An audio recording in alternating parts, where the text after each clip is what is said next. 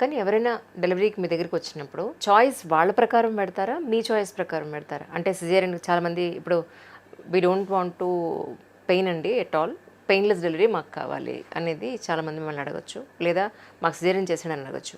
Choice వాళ్ళకు వదిలేస్తారా, మీరు ప్రయారిటీ తీసుకుంటారంటే? బేసిక్గా నేను ఇప్పుడున్న పరిస్థితిలో నేను నార్మల్ డెలివరీస్, న్యాచురల్ డెలివరీస్, ఇంతకుముందు సిజేరియన్ అయిన వాళ్ళకి నార్మల్ డెలివరీస్, ట్విన్స్ ఉన్న నార్మల్ డెలివరీస్, బ్రీచ్ ఉన్న నార్మల్ డెలివరీస్, ఇట్లా కొంచెం హై రిస్క్ ఉన్న ఐవీఎఫ్ అయిన నార్మల్ డెలివరీస్ ప్రోత్సహిస్తున్నాను కాబట్టి వాళ్ళు అది మైండ్లో పెట్టుకుని నా దగ్గరకు వస్తారు.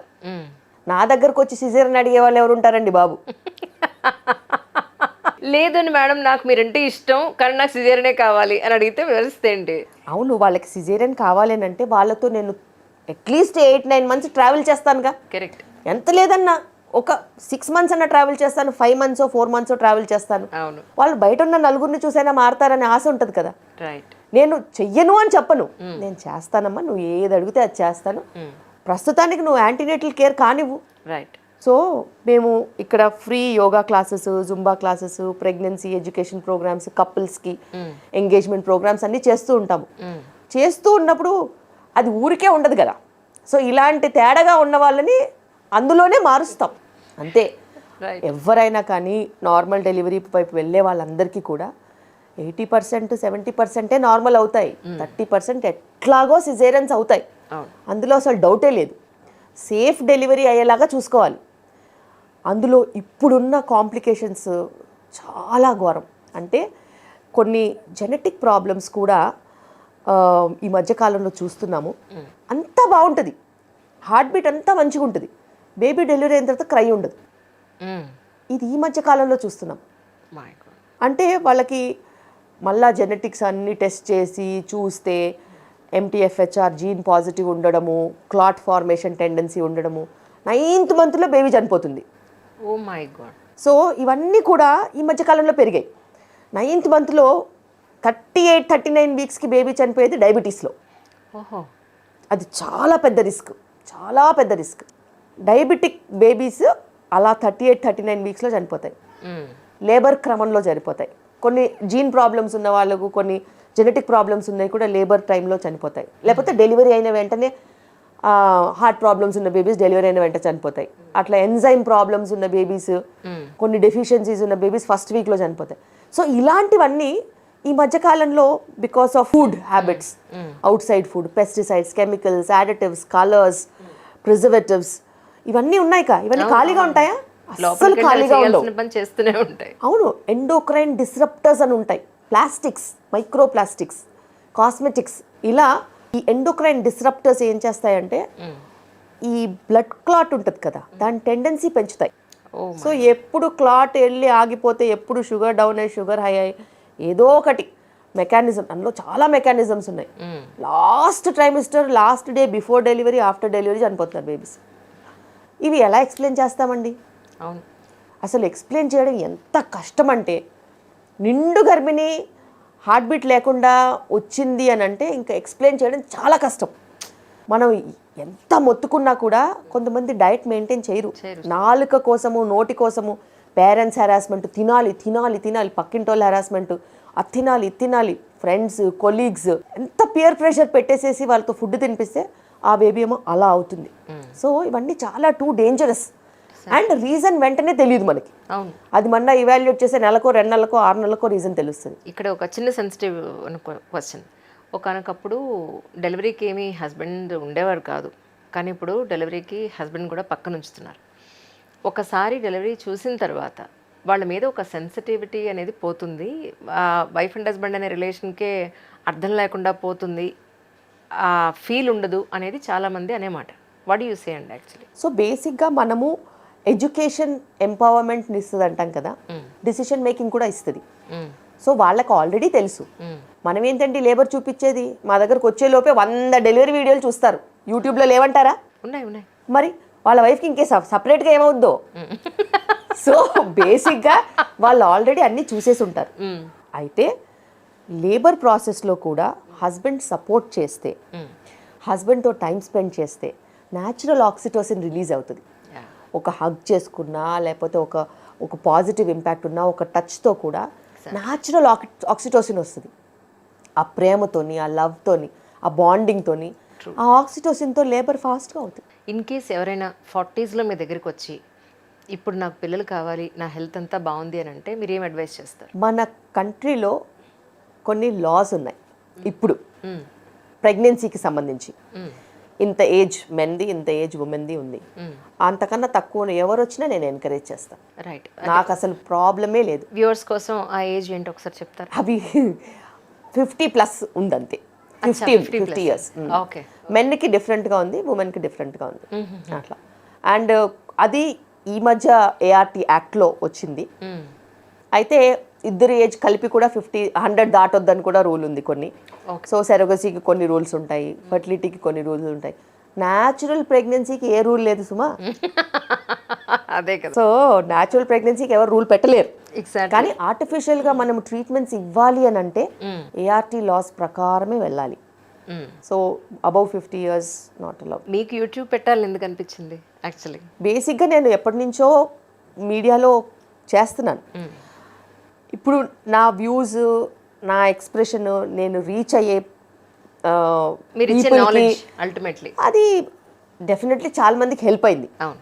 అలాంటప్పుడు మనము ఎందుకు ఎక్కువ మందికి ఇవ్వకూడదు అనే ఒక ఉద్దేశంతో అది అలా జరిగిపోయింది. కానీ మీ విషయంలో అంటే మీరు మార్చుకున్న లైఫ్ స్టైల్ అంటే ఏం చెప్తారు?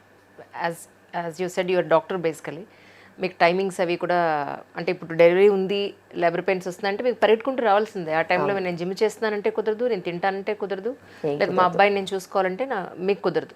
సో ప్రయారిటీ ఎప్పుడు హాస్పిటలే. నాకు రైట్, ఎప్పుడు హాస్పిటలే. కానీ హాస్పిటల్లో కూడా మనకి టీం ఉంటుంది.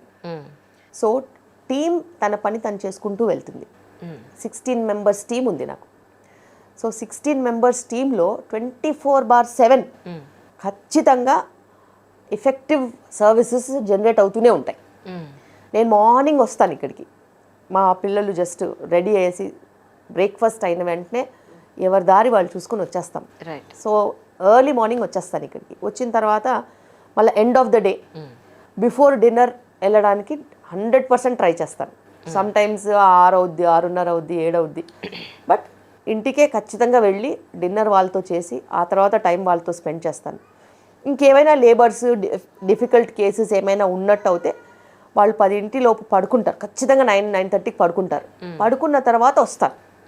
వచ్చి ఏదైనా వర్క్ ఉంటే మళ్ళీ చూసుకుని ర్యాపప్ చేసుకుని, నాకు ఇంకొక హౌస్ ఉంది హాస్పిటల్ ఆపోజిట్, అక్కడ పడుకుంటాను అవసరం అనుకుంటే.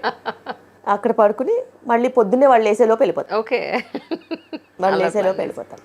మొన్న రీసెంట్గా ఒక ఆయన పెద్ద ఆయన ఉన్నారు, ఒకనకప్పుడు మంత్రసాని అని ఆవిడ డెలివరీస్ చేసేది, అప్పుడు ఎలా చేయించుకున్నారు మీ ఆడవాళ్ళంతా, ఇప్పుడే వచ్చేసాయి మీకు ఇవన్నీ అంటే నేనన్నాను, సార్ అప్పుడంతా సైన్స్ డెవలప్ అవ్వలేదు అండ్ చెప్పేవాళ్ళు లేరు, ఒకవేళ అప్పుడు అంత విమెన్కి కూడా అంత నాలెడ్జ్ లేదు, అంత బ్లడ్ పోయి ఎంతమంది విమెన్ చచ్చిపోయారో, ఎంతమంది చంటి పిల్లలు చచ్చిపోయారు.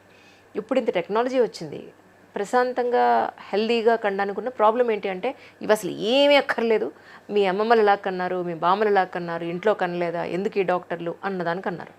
ఇలాంటి వాదన వచ్చినప్పుడు అలాంటి వాళ్ళకి మీరు ఏం చెప్తారు? యాక్చువల్లీ నేను ఒకటే చెప్తాను, మెటర్నల్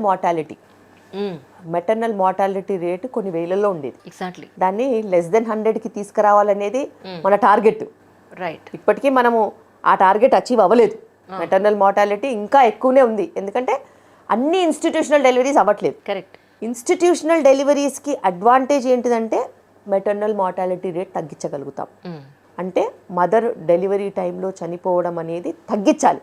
రైట్. 1,00,000 మంది మదర్స్ డెలివరీ అవుతే అది <50కి మనం తీసుకెళ్ళాలి. 100 కూడా మనం టచ్ అవ్వలేని పరిస్థితిలో అలా ఉన్నాం. సో అది ఒకటి. అలాగే నియోనేటల్ మార్టాలిటీ రేట్, ఎగ్జాక్ట్లీ, పుట్టిన బిడ్డ 5 ఇయర్స్ చూడాలి. సో అలాంటి నియోనేటల్ మార్టాలిటీ రేట్ కూడా మనం తగ్గించగలగాలి. ఇవి రెండు ఎఫెక్టివ్గా ఉండాలి అని అంటే ఇన్స్టిట్యూషనల్ డెలివరీస్లో ఉండాలి. ఇన్స్టిట్యూషనల్ డెలివరీస్లో కూడా మిస్హాప్స్ అవుతాయి, ఎందుకంటే liver disease complicating pregnancy, dengue complicating pregnancy, Covid complicating ప్రెగ్నెన్సీలో అప్పుడు చూడలేదా మెటర్నల్ మార్టాలిటీ ఎంత హైగా ఉండిందో. సో ఏం చేసినా కానీ ఒక నంబర్ అయితే ఉంటుంది అలాగే. కరెక్ట్. సో దాన్ని ఎంతవరకు తగ్గించుకున్నాం అనేది మనం చేయగలుగుతాం. ఇంకొకటి ఆయన అన్న విషయంలో కూడా ఫ్యాన్సీగా వెళ్తున్నారు అనేసేసి అయితే నేను నిజంగానే ఆ విషయం ఒప్పుకోవాలి. ఎందుకంటే ఒకప్పుడు పెళ్ళి జరుగుతుంది కంపల్సరీ, ఓకే.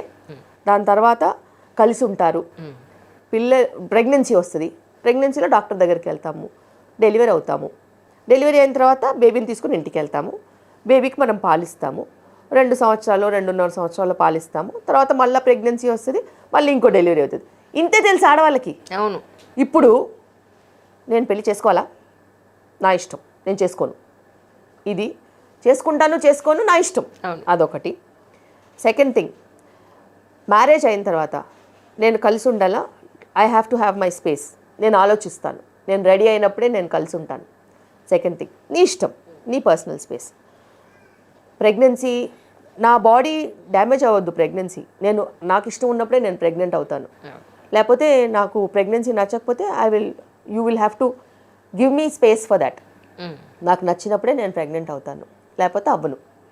అది నీ పర్సనల్ స్పేస్, ఓకే. అక్కడ వరకు నీ డిసిషన్స్, నీ ఎంపవర్మెంట్, నీది. ప్రెగ్నెన్సీ అయినప్పటి నుంచి లేబర్లో పెయిన్ ఉంటుంది కదా, లేబర్లో పెయిన్ అసలు లేబర్లో పెయిన్ ఉండేది ఒకరోజు 24 గంటలో 4 గంటలో నీకు తెలియని విషయము.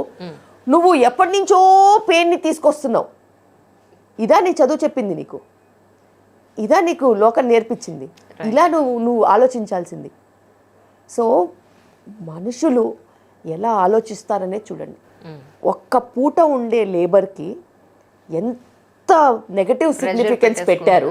అసలు లేబర్ పెయిన్స్, నాకు వచ్చే లేబర్ పెయిన్స్ నాకు తెలుసు, అవేమి భరించడానంత ఏమి ఉండవు. You have to have patience. What will delivery teach you? It will teach you patience to endure for the lovely seeing visual of your child. Right. So నీకు labour pains వస్తే నిజంగా నువ్వు సంతోషపడాలి, అయ్యో నా బేబీ వచ్చేస్తుందని. అది అంతా పక్కన పడేసి ఆ పెయిన్నే ఫోకస్ చేస్తున్నారు. ఏ చదువు కూడా ఇది ఇవ్వలేదు, ఈ సమాజం ఇచ్చింది.